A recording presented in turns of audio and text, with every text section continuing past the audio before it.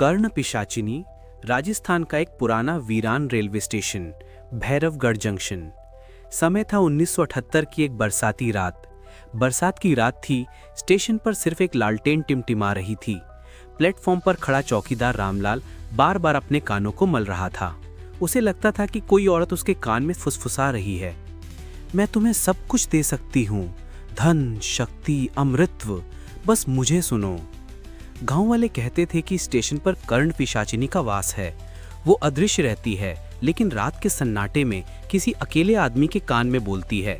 जो उसकी बात मान लेता है उसे अपार शक्ति मिलती है, पर उसकी आत्मा धीरे धीरे उसी के वश में चली जाती है।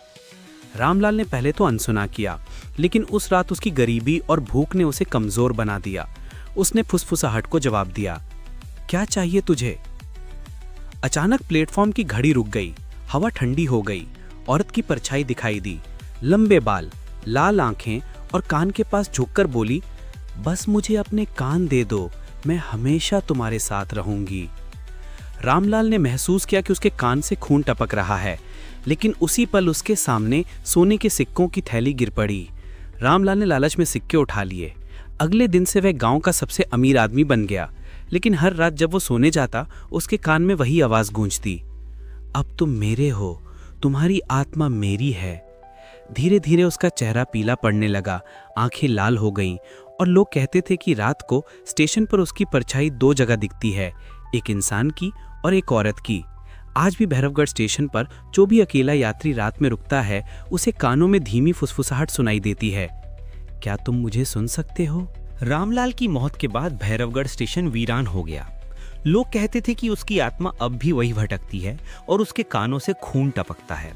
लेकिन असली डर ये था कि कर्ण पिशाचिनी अब किसी नए शिकार की तलाश में थी। कहानी में आता है अजर, एक युवा पत्रकार। वो अलौकिक घटनाओं पर लेख लिखता था और भैरवगढ़ स्टेशन की दंत कथा सुनकर वहां पहुंच गया। उसके पास टॉर्च, कैमरा और रिकॉर्डर था।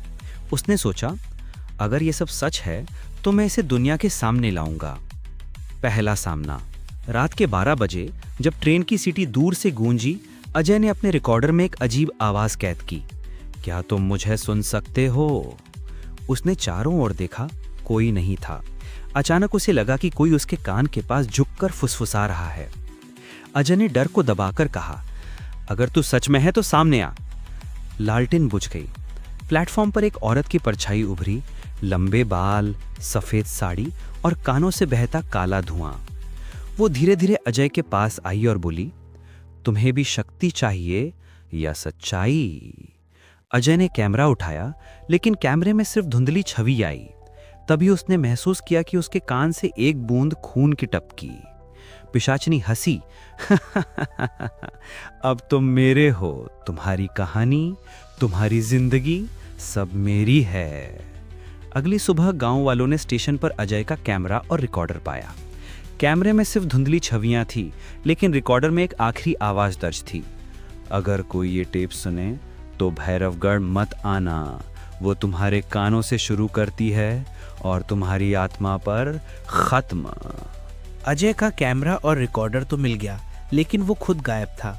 गांव वाले मानते थे कि उसकी आत्मा अब भी स्टेशन पर भटक रही है, पर असलियत ये थी कि अजय जिंदा था, लेकिन एक मानसिक कैद में। अजय को लग रहा था कि वो एक अंधेरे कमरे में है, चारों ओर सिर्फ फुसफुसाहट। तुम्हें शक्ति चाहिए या सच्चाई? उसने चिल्लाकर कहा, मैं पत्रकार हूँ, मुझे सिर्फ सच्चाई चाहिए। पिशाचिनी हंसी, सच्चाई?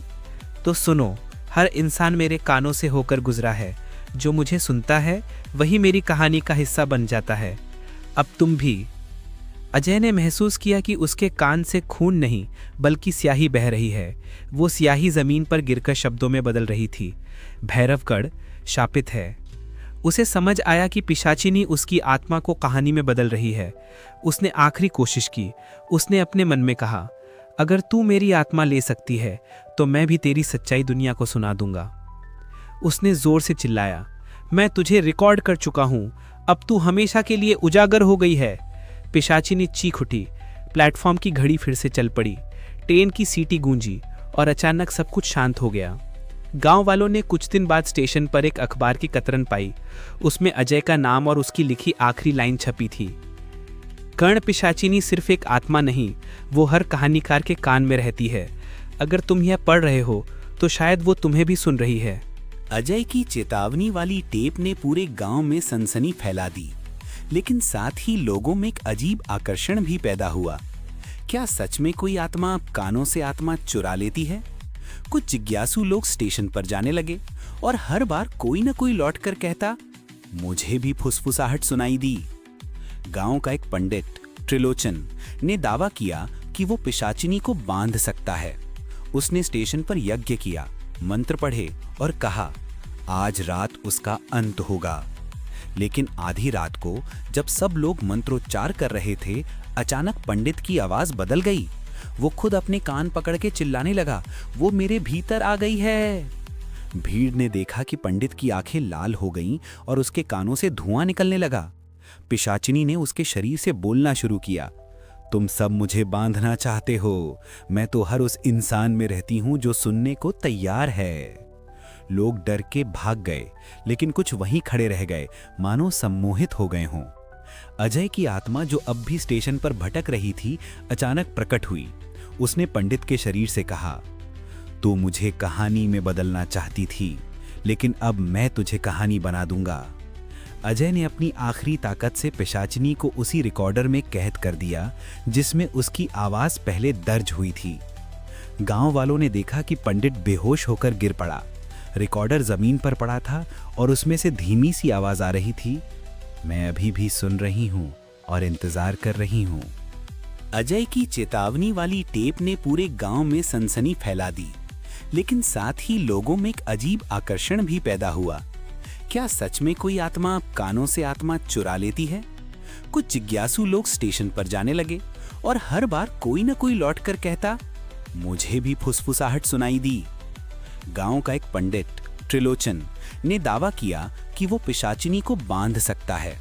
उसने स्टेशन पर यज्ञ किया, मंत्र पढ़े और कहा, आज रात उसका अंत होगा। लेकिन आधी रात को जब सब लोग मंत्रोच्चार कर रहे थे, अचानक पंडित की आवाज बदल गई। वो खुद अपने कान पकड़ के चिल्लाने लगा, वो मेरे भीतर आ गई है। भीड़ ने देखा कि पंडित की आंखें लाल हो गईं और उसके कानों से धुआं निकलने लगा।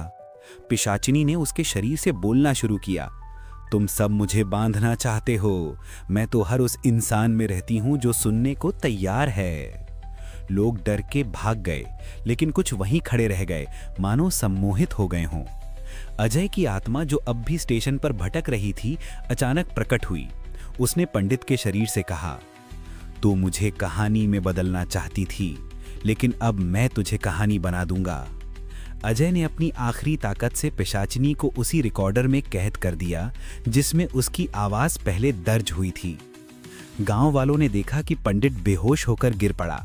रिकॉर्डर जमीन पर पड़ा था और उसमें से धीमी सी आवाज आ रही थी, मैं अभी भी सुन रही हूं और इंतजार कर रही हूं।